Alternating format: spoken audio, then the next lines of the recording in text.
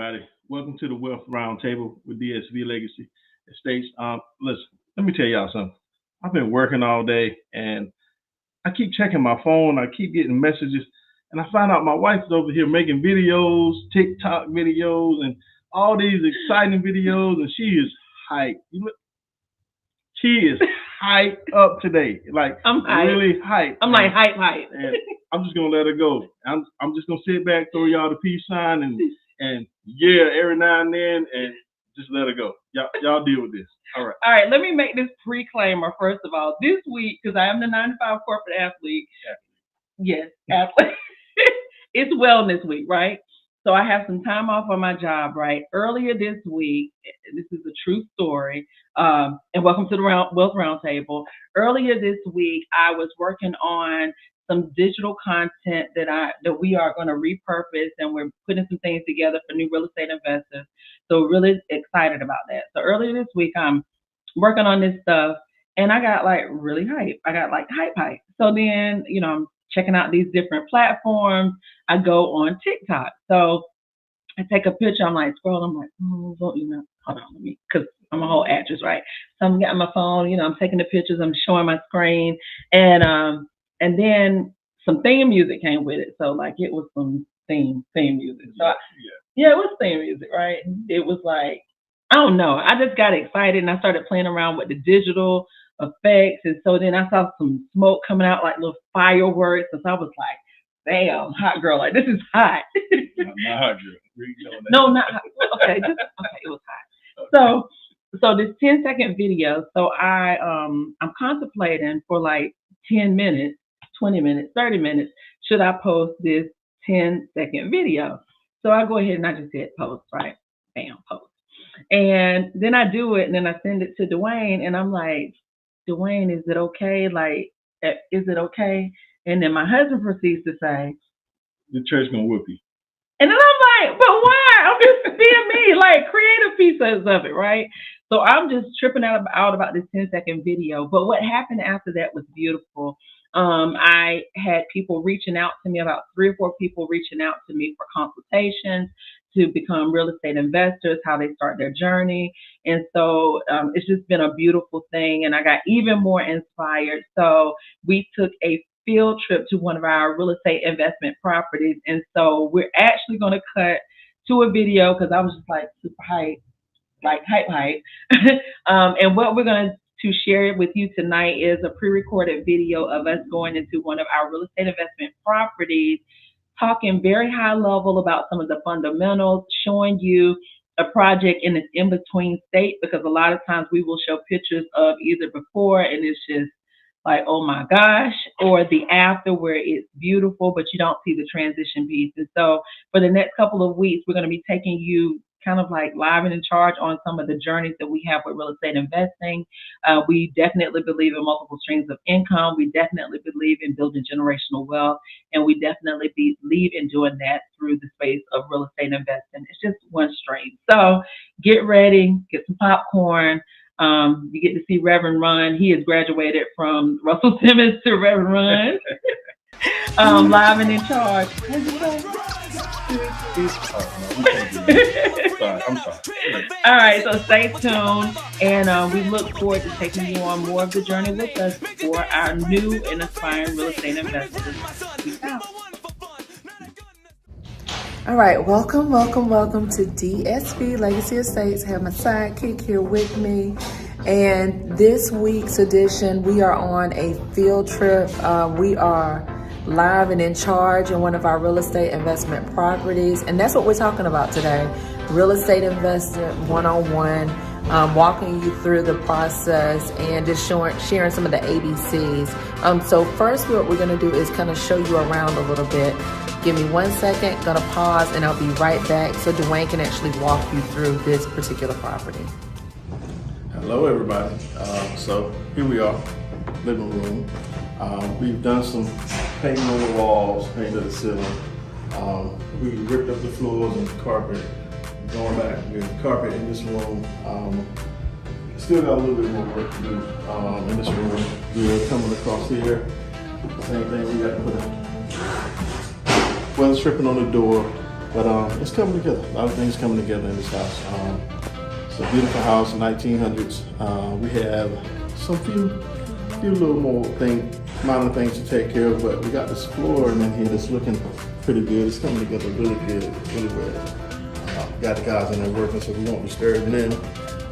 But this is a beautiful 1900s house that, if you look around, we've updated some light fixtures, door knobs, handles, just a lot of the little cosmetic things. We're not doing a whole reconstruction of it because it's already a solid house, and we could never rebuild this house the way it is now because the bones are so strong in this house. But it's a beautiful house. I'm just waiting for that AC to kick in some more.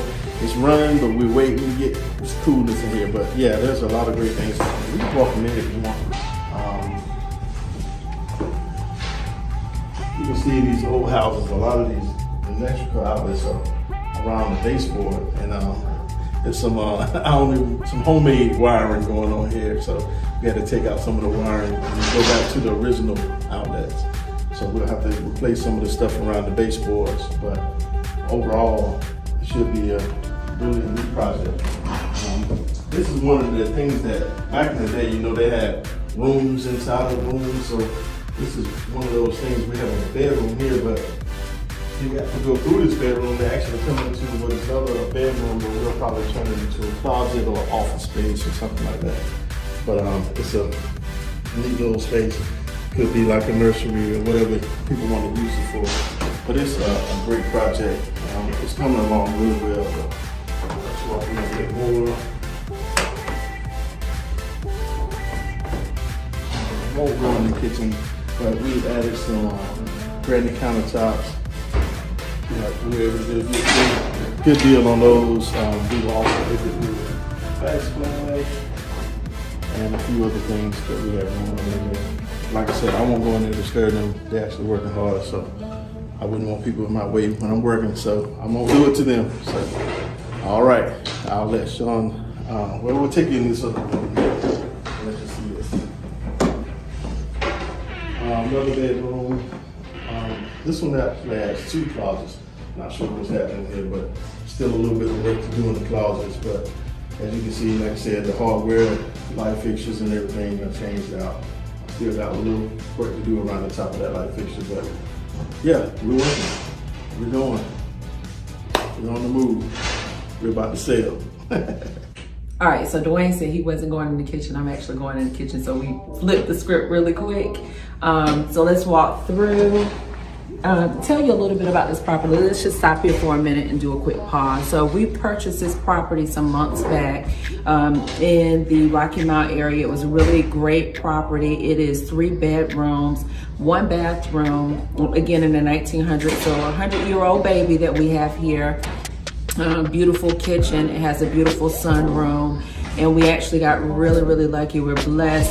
On top of this property or beside this property, we purchased an additional lot that we can decide if we want to sublot it off, we want to sell it with the purchase. We always think, so just 101 fundamentals in real estate investment. The first thing that we always teach and what we do is every real estate property that we purchase is with a purpose, is with the intent. So we knew that we wanted to purchase this particular property with the exit strategy of a fix and flip. And we wanted to do that because we are also building our capital up, because there's some things that we want to do with our portfolio longer term that are going to serve that larger purpose. So you have to stay tuned for that because we're going to take you along the journey. We also know that we are really excited about coming into underserved communities, giving some TLC to the properties and putting them back on the market for affordable housing. That is a part of our mission, that's a part of our vision, and that's what we're about. So even if it's a little bit harder, we have to get the elbow grease. It's gonna take a little bit longer because it is aligned to our purpose and our mission. We are absolutely ecstatic about doing that. So That's one piece of it. And then the second piece of advice that I would give you is always think about your exit strategy. For us, because we knew that it was a fix and flip, that means that there will be cosmetic things that we need to do, but we're looking at and paying attention to the inspection report, thinking about what absolutely needs to be done when we put it back on the market, so they're not finding things in the mix and then we're having to recuperate later. If it was a short-term or a long-term rental, we probably would focus more on the cosmetics, and then some of the harder things, we try to get it in livable standard conditions, living conditions, and then build up as we go. So with a long-term rental, you may not put as much elbow grease, or your budget, your renovation budget may not be as big. But when it comes to a fix and flips, you want to make sure that you are competitive with what we have going on in the market. So I'm going to take you through here. Dwayne's going to kill me because he said don't do it, but I break the rules. And so what we have here is, again, in the living room and the bedrooms, we're going to go with carpet. In the dining room area, I promise I'll be good. We're going to go with the laminate flooring. Swarming, wave at the camera because you're the bomb that you come. You're looking for somebody, you're the guy. Swarming actually went through and he did granite countertops in the kitchen. Instead of replacing the cabinets, what we're doing is we're going to repair, refinish, repaint. He's putting some new knobs in. Our backsplash was some color, then it was blue, then we turned it white, just to be competitive with the market.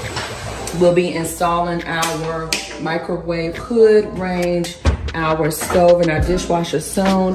This was actually a trash receptacle, right? It was. Yes. It was, but Swami is the bomb that didn't come, so he has built an entire cabinet here. Yes. Again, a lot of cleanup, and in our sunroom, we won't take you too much in there, but this is a beautiful sunroom. Right now we have some things that we have to clean up in this space. And this is like the real deal with real estate, right? It's not all the pretty stuff, it's the in-between till you get to the finished product. So we'll bring you through the finished product. But this sunroom was actually a wood color. It was just like a natural wood grain. We have the primer on right now, and we're gonna continue to paint. I think Dwayne's idea is to do a gray paint and a white trim out, which would be awesome. And now we're gonna switch the camera again so Dwayne can take you through the outside of the property. Now we're on the outside of the property and we're looking around, and as I look, this property is beautiful. It has great landscape, it has beautiful bushes in the front, a beautiful front porch. We still got a little work to do out here. We've got a power wash, do something with the shutters, do something with the railings, and paint the porch and the steps and give it a good look. Once we trim up the bushes, if you come a little closer, got some pretty unique bushes. That's a very expensive bush, this bush here in the middle with those snowballs, I call them on it. They are very beautiful when they grow out. All of these bushes will be beautiful when they grow out. So we'll do some landscaping here, do some painting, some cleaning and some spray paint, power washing, and we'll be good to go in the front. The roofing is actually a metal roof. The metal roof was installed 2 years ago, two and a half years ago. So we won't have to do anything with the roof. We'll be good to go in the roof. But this will be really nice when we get done outside with the front. So we'll go back to the back and we'll look at what we have going on in the back. Quick pause. This is the lady behind the camera. So as you can see, there is another house that someone purchased. It's an investment property. Another one-on-one is like wherever the investors are, that's where you need to go, because it's going to bring up the property value of your particular place, and it makes it even more of a competitive edge. Okay, that's it. That's my commentary. Go ahead, Dwayne. So again, if you look over here, this is where that second lot is over here that's attached to the lot that we purchased. Actually has a fig tree on there, a peach tree, and a pear tree. So I'm a country boy. I like this stuff. Those are the best things about the whole house. All right.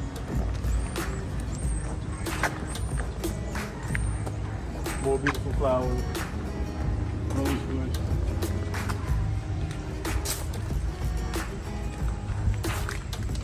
If we do sublot this, I'm not sure they're gonna let us cut this tree down, but we'll find out, and then that'll kind of be the determining factor.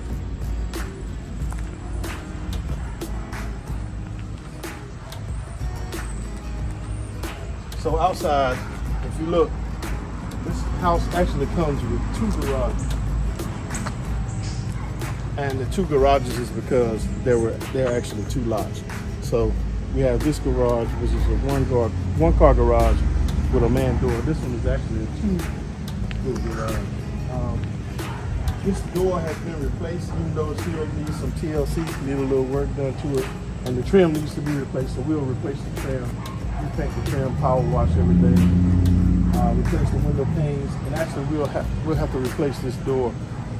Thinking maybe a barn type door, just because it is the second door, and I think it is cool. I like the barn doors, so we'll do that. And I don't want to go in there because there's not a whole lot of light in there, so we won't be able to really see. There are some light switches and some fixtures that we need to replace in there, but it's gonna come together. We're not gonna finish the inside of it. We'll leave something for the buyer to do. Sometimes people want to put their own personal touch, and some people may not even want that finish. So we'll leave them something to look at and some work to do, or a project for them to work on. But yeah, if you look at it, look back at the house, that's that beautiful sunroom again that you saw from the inside. That's gonna be really, really nice when we're done. And we got a property on the other side that was newly purchased as well. And like I said, Sean said that property over there is another investment property. So there's a few properties down here that people are snatching up really quickly and doing work on and refurbishing, revitalizing the community. This is going to be a great community. It's already a great community, but it's going to be even better when we're done. All right, so that is it as far as us showing you one of our investment properties, what it looks like in the midst of transition.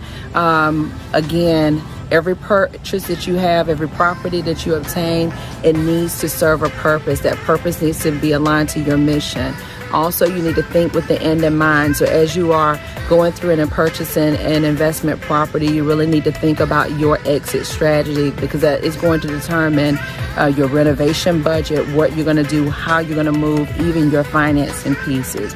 The last thing that I will say, and I will put up a little cheat sheet around this, is you need to understand the 70% after repair value rule.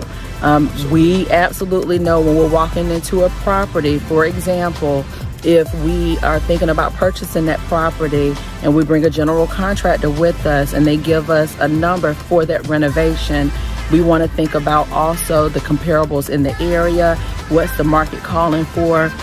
And for example, just some quick math, if our after repair value is $150,000, just using that number because it's easy math, that's what houses are going for. 70% of $150,000, I believe our all-in cost would be $105.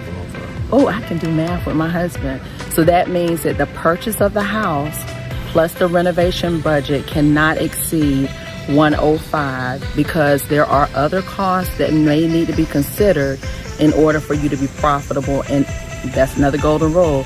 Every project, every property must yield positive cash flow. It must yield positivity. So we will check you out next week and share with you the progress of where we are with this. We're hoping that we will be close to getting this bad boy done so we can list it and so you can see what that looks like. So signing off, we'll see you. Stay tuned and check you out next week.